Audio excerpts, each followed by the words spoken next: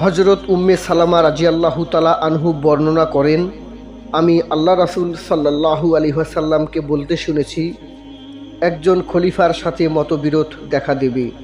তখন বনু হাশিমের এক লোক মাদিনা ত্যাগ করে মক্কা চলে আসবে, এই আশঙ্কায় যে পাছে মানুষ আমাকে খলিফার পদে অধিষ্ঠিত করে কি না।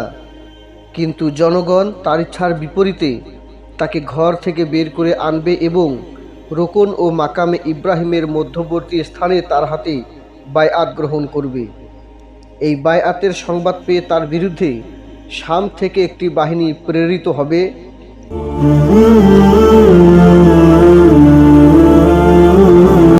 বায়দা নামক স্থানে এসে পৌঁছানোর পর এই বাহিনীটিকে ধসিয়ে দেওয়া হবে। অতঃপর ইরাকের আসাইব ও শামের আবদাল তার নিকট আগমন করবে। তারপর শামের কাল্প বংশের এক ব্যক্তির আত্মপ্রকাশ ঘটবে। সেই ব্যক্তি তার বিরুদ্ধে বাহিনী প্রেরণ করবে, কিন্তু আল্লাহ তাদেরকে পরাস্ত করবেন, যার ফলে তাদের উপর বিপদ নেমে আসবে। এটিই হলো কাল্বের যুদ্ধ।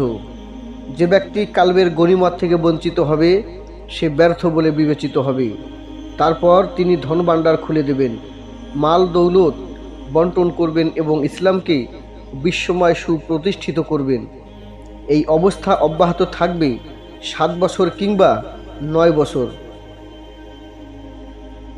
আবু দাউদের বর্ণনায় আরও আছে, তারপর তিনি অর্থাৎ মাহাদী আলাইহিস সালাম মৃত্যুবরণ করবেন এবং মানুষ তার জানাজা আদায় করবে।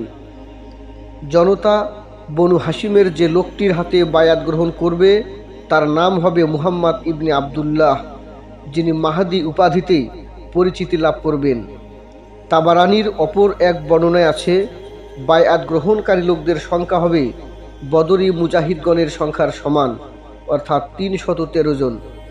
হাদিসে উল্লেখিত মাদিনা শব্দ দ্বারা যদি মাদিনাতুন নবী উদ্দেশ্য হয়, তাহলে মৃত্যুবরণকারী খলিফা কোনো এক সৌদি শাসক হবেন, যার মৃত্যুর পর তার স্থলাভিষিক্ত নিয়ে মতবিরোধ ঘটবে আর হজরত মাহাদী মাদিনা ছেড়ে মক্কা চলে আসবেন।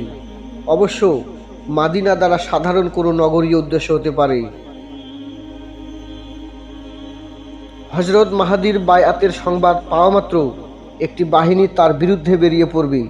এর অর্থ হলো কাফেররা হজরত মাহাদীর অপেক্ষায় থাকবে এবং গোয়েন্দা মারফত হারাম শরীফের খবরাখবর সংগ্রহ করতে থাকবে। এই হাদিসে শুধু এটুকু উল্লেখ করা হয়েছে যে বাহিনী প্রেরণকারী ব্যক্তিটি কাল্ব গোত্রের সদস্য হবে।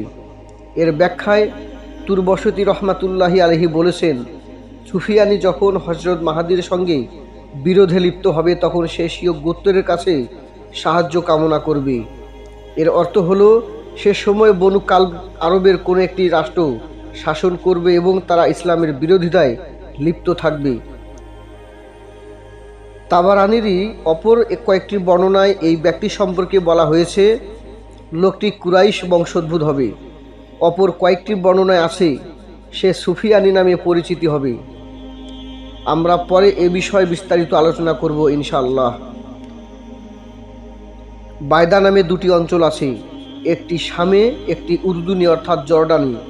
কিন্তু মুসলিম শরীফের ব্যাখ্যাকার ইমাম নববী রহমাতুল্লাহি আলাইহি লিখেছেন, এখানে বায়দা দ্বারা উদ্দেশ্য মাদিনার বায়দা, যেটি জুল হুলাইফার সন্নিকটে অবস্থিত।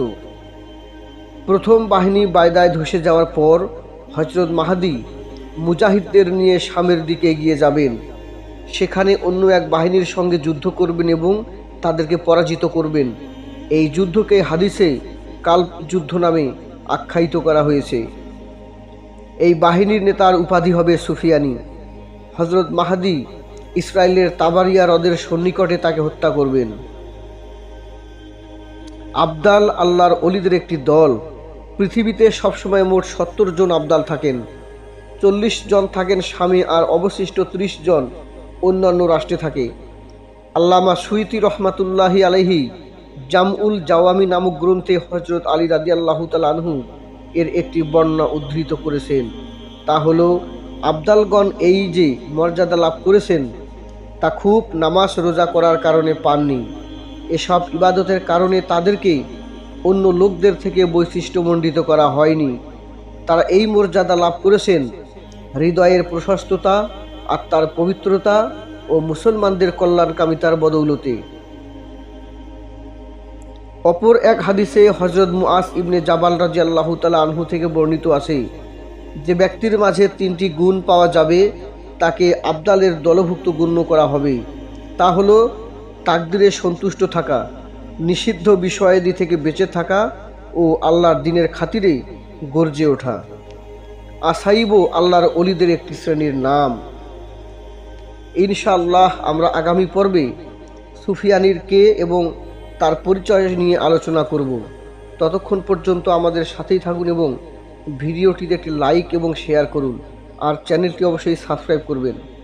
আসসালামু আলাইকুম ওয়া রাহমাতুল্লাহি ওয়া বারাকাতুহু।